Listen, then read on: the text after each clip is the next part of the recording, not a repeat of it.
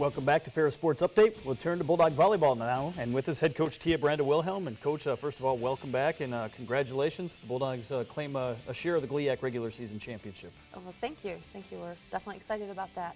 I know it wasn't maybe the ultimate goal, but certainly a great finish to the season for your team, and a great job of winning these final two matches here this past weekend to claim a share of the crown. Yeah, I think obviously you'd always rather be champions than co-champions, but I do think it says a lot that we have two teams that only have one loss in the conference, and this says a lot of the strength of those two teams and how hard they battle against each other. So it's certainly both teams are deserving of the honor.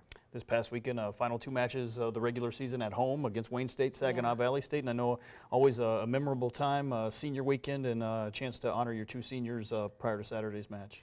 Yeah, it was really nice. I'm so excited for both Claire and Courtney. They have done so much in their careers to just change the level of our team and to make the team better. And it was just really nice to have the opportunity to honor them and for them to be able to go out on a win in their regular season match. Here, Friday night's match against Wayne State, and a 3-0 win for the Bulldogs. You honored Courtney Ream here prior to this match as well, 1,000 career kills, and kind of an explosive club of who's who in Ferris State volleyball. Yeah, for as good as the history of our program is, we don't have a lot of players that have reached that plateau, only 18, and it's really says a lot for her, especially because she changed positions as a sophomore, went from a middle hitter to an outside hitter, and really had to learn a whole new style of offense. And she's just been such a steady player through the years that it's just really nice for her to be able to reach that plateau, and just for us to be able to honor her in front of the home crowd. Here against Wayne State, you jumped out early and really helped fuel the momentum. Had a big win in the first set and then came back and won the final two sets to pull off the sweep. Yeah, it was nice. Wayne State, their offense is really strong, so we really worked hard to try to keep them out of system.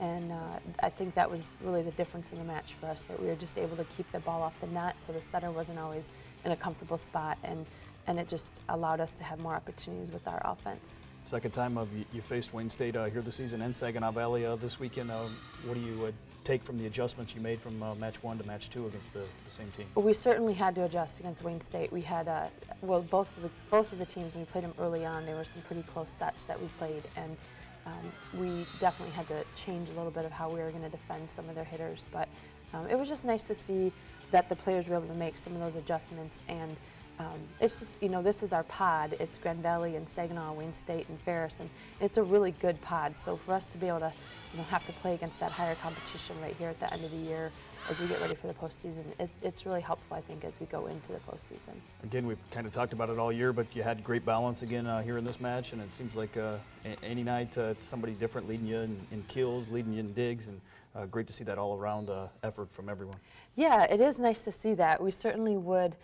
Sometimes that's a good thing, and sometimes it's not. Sometimes you just want to know that you have, a certain player that's going to be there for you every single night. But in the other sense, it's really nice to know that at any night, any different player can step up if that's what the team needs. You get the win on Friday night over Wayne State. You come back on Saturday, and part of a busy day with football, basketball going on, volleyball, and a great environment again this weekend in terms of the home crowd at the Ava Glaven Sports Arena. Isn't it just great? We're so fortunate to live in this town, and just to have so many members of the community who are just huge supporters of what we're doing at Ferris, and just coming out to the games, and then just the support from the university. Just you see so many professors there. You see staff members and students and student athletes.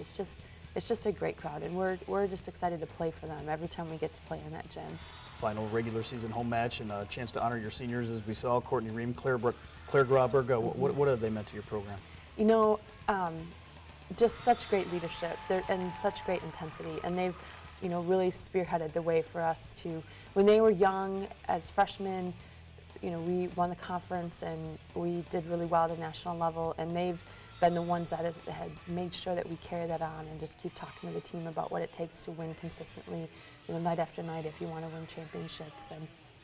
And they've done so much to just mold the team together so that we're all on the same page and fighting for the same goals. Taking on Saginaw Valley here, and a lot riding on this match, both in terms of the regular season championship, the tournament seeding. Certainly your kids had a lot to play for here in this senior day match. They did, and we feel like we have a lot to play for every time we go out on the court. So it's not that much different than what we try to do every night that we play, is just play our game, play it to our best ability, and to just know that if you want to be a champion, you have to be able to play at that level every single night. What were some of the keys to this match against Saginaw Valley and beating the Cardinals? You know, it was a pretty tight match there for a while. I thought that, you know, we worked really hard to try to keep them off balance and serve receive and try to pull away some of their offensive options in the first ball, and then able to transition and just put pressure on them with offense. We tried to run, you know, just really mix up our offense and keep them off balance as far as running the middle for a while and then switching it out to the outside and just, you know, really trying to work their blockers a lot.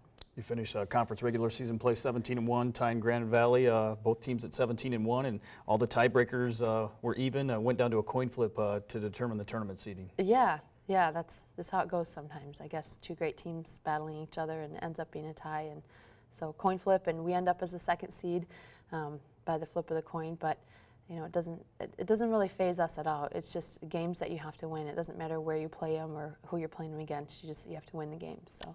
You get a home match here in the quarterfinal round against Hillsdale, and second time you'll face them this season. Talk about going to the GLIAC tournament, 17th straight year, and how big of an accomplishment that is. I didn't realize that. That's great. That's fantastic. It's just what we expect out of our players, but it is nice to know that that can be something that's just your norm and what you expect and what you can hope for year after year. I know beyond the GLIAC tournament, obviously you're in position to make the NCAA tournament again for a fourth straight year, 19th time overall. Talk about where you're at in terms of the postseason playoff implications of the NCAA tournament. Yeah, right now we're ranked 4th in the region, and that's pretty solid. I think the top probably 6 teams are pretty solid in their rankings, so you would expect them to all go on. You know, we're trying to just one day at a time, you know how it goes, and just trying to take each day as we go into the postseason, and just know that every day you have in the postseason is a gift, and it's special, and we just want to enjoy it and do our best. Obviously, you've had some great success in the postseason, going to the Elite Eight last year. Talk about what it takes to win at this time of the year in the postseason and keep your season alive. You know, if I absolutely knew, I'd write a book and retire and live on an island somewhere. But you know, it's just for us. Last year was last year, and this year is this year, and every day is different. Every game is different, and we just have to try to play fair state style of volleyball and do our best to, you know, come out on top in every match. You get the win over Hillsdale on Wednesday night, you would advance to the GLIAC finals this weekend, side of the highest remaining seed. Talk about going into the GLIAC tournament and who are some of the teams that you'll have to contend with. Well, obviously Hillsdale is our focus, and that's really all we're looking at right now. The other seeds, obviously Grand Valley is the #1 seed, and then you have Findlay in there at the 3 seed, who's really playing well. They won a couple of big matches this weekend. And then you have Saginaw and Northern, who will be playing each other on Wednesday night. It's the 4 and 5 seeds, and both of those teams are really playing well. So it's going to be a good tournament. Well, Coach, congratulations again on winning the GLIAC regular season championship, and best of luck to the Bulldogs here in the postseason. Thank you. We'll be back with more Ferris Sports Update right after this.